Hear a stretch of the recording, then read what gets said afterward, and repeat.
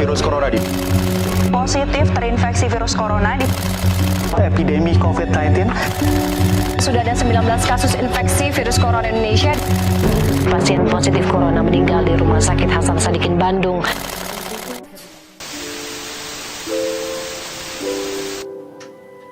Sudah lebih dari 1 tahun, virus datang dan tak kunjung pergi.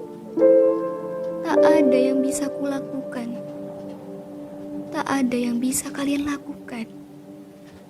Ya, aku, kamu, dan kita tak bisa lakukan apapun.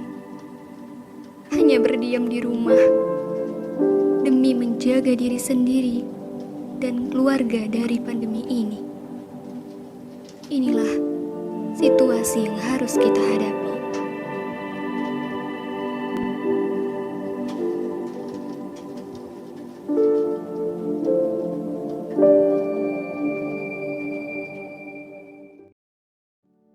Assalamualaikum warahmatullahi wabarakatuh. Seperti yang kita ketahui bahwa pandemi COVID-19 telah berlangsung selama lebih dari 1 tahun.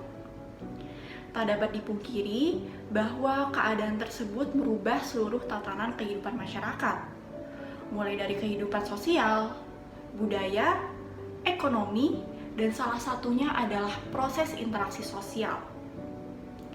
Pada masa new normal, proses interaksi sosial antara individu dengan individu lainnya berlangsung sangat berbeda dari tahun-tahun sebelumnya. Ya, di sana kita tanpa adanya larangan, tanpa adanya aturan yang mengikat, bahkan tanpa adanya imbauan dari pemerintah. Dan di sana kita bebas tanpa ketakutan dan tanpa keraguan. Oleh karena itu, di sini kami akan memaparkan proses dan interaksi sosial yang terjadi selama new normal. Yuk disimak.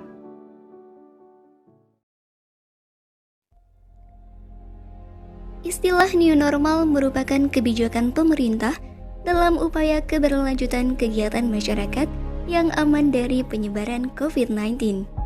Masyarakat diharuskan mematuhi protokol kesehatan dalam menyelenggarakan kehidupan sosial kemasyarakatan, yaitu dengan adanya tuntutan bagi masyarakat untuk mengubah pola interaksi dalam kehidupan. Selama pandemi ini, terdapat kebijakan terkait penggunaan masker. Sebelum adanya pandemi dan istilah new normal, masyarakat bebas berinteraksi tanpa menggunakan masker. Tetapi, setelah pandemi dan di masa new normal ini, penggunaan masker menjadi salah satu hal yang wajib digunakan ketika beraktivitas di luar rumah dan saat berinteraksi dengan orang lain. Bahkan, terdapat aturan terkait jenis masker yang harus digunakan. Kemudian, interaksi yang dilakukan sebelum adanya pandemi adalah masyarakat bebas bertemu kapanpun dan dimanapun tanpa adanya batasan atau aturan. Tetapi, proses interaksi yang dilakukan sekarang hanya dibatasi dengan layar. Selama pandemi dan di era new normal, masyarakat banyak menghabiskan waktu dengan berada di depan layar laptop atau gadget untuk kepentingannya masing-masing, seperti kuliah, bekerja, maupun seminar.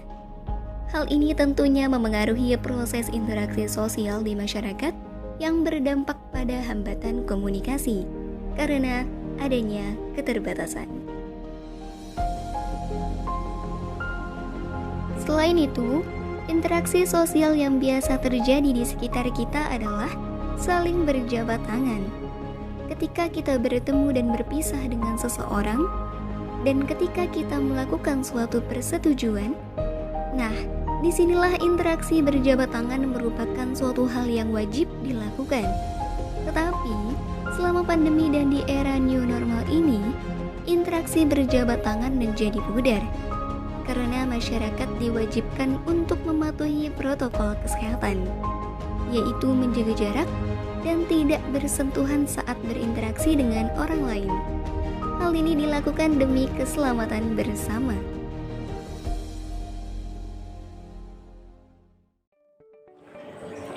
Oke teman-teman, cuplikan yang udah kalian tonton sebelum ini itu adalah contoh dari beberapa proses interaksi yang sering kita jumpai, mau itu sebelum adanya kebijakan new normal maupun sampai saat ini masih diberlakukannya kebijakan new normal.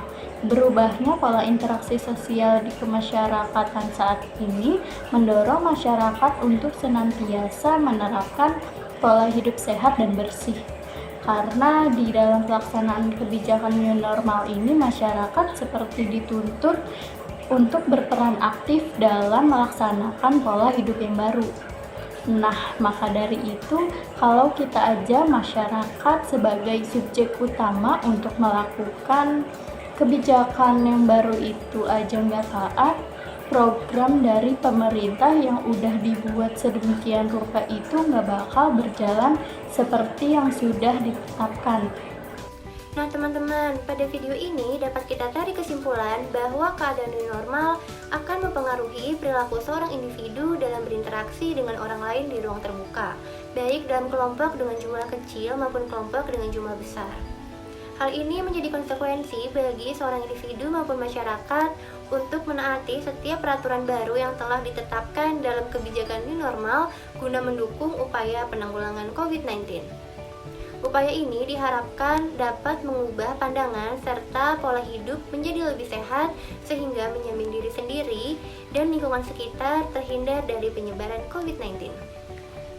Baik teman-teman semuanya, semoga di dalam video ini dapat diambil nilai positifnya ya. Kita sebagai masyarakat harus selalu patuh terhadap protokol kesehatan yang sudah kita jalani sebelumnya.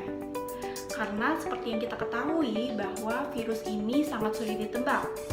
Jika kita ceroboh, bisa saja suatu hal yang kita tidak inginkan bisa terulangi kembali. Maka dari itu, kita harus selalu waspada dan beradaptasi terhadap situasi yang kita hadapi selama ini. Dan jangan lupa berdoa dan selalu optimis agar pandemi ini segera berakhir, supaya kita bisa segera bertemu orang-orang yang kita sayangi tanpa adanya rasa khawatir di dalam diri.